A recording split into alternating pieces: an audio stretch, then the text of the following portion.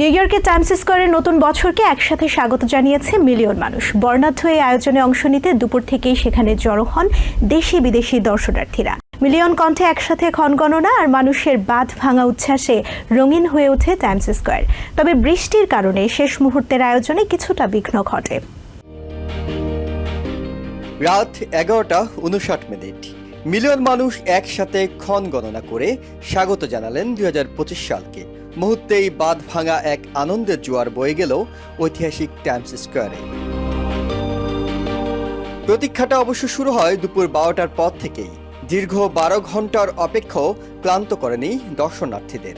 এমন একটা মুহূর্ত জীবন থেকে হারাতে চান না তারা। This is like the biggest event in the entire United States of the whole year. New Year's is such a big thing here. Like everyone comes here to see the New Year's ball drop. A lot of people out here.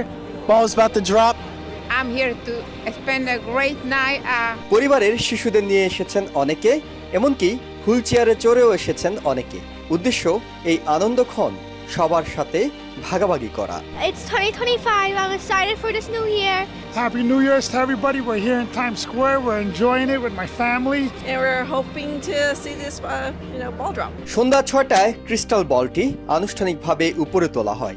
এরপর প্রতি ঘন্টায় একবার করে কাউন্টডাউনের মাধ্যমে মনে করিয়ে দেওয়া হয় রাত 12টায় উদযাপিত হবে মাহেন্দ্রক্ষণ। Very enjoy.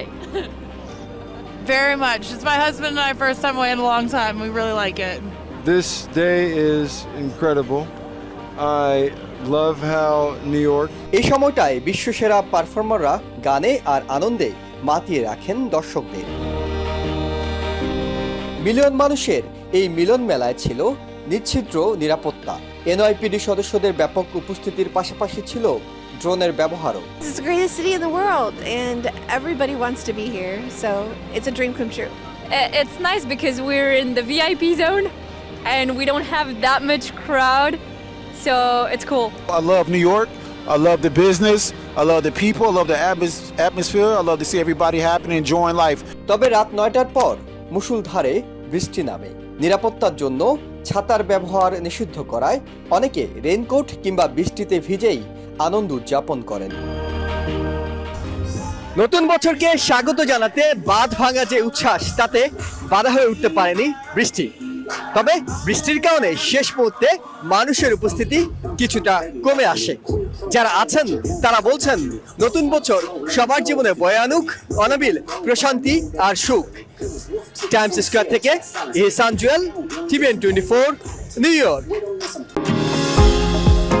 নিউ ইয়র্ক থেকে সম্প্রচারিত TVN 24 টেলিভিশন বিশ্বজুড়ে বাঙালির কণ্ঠস্বর।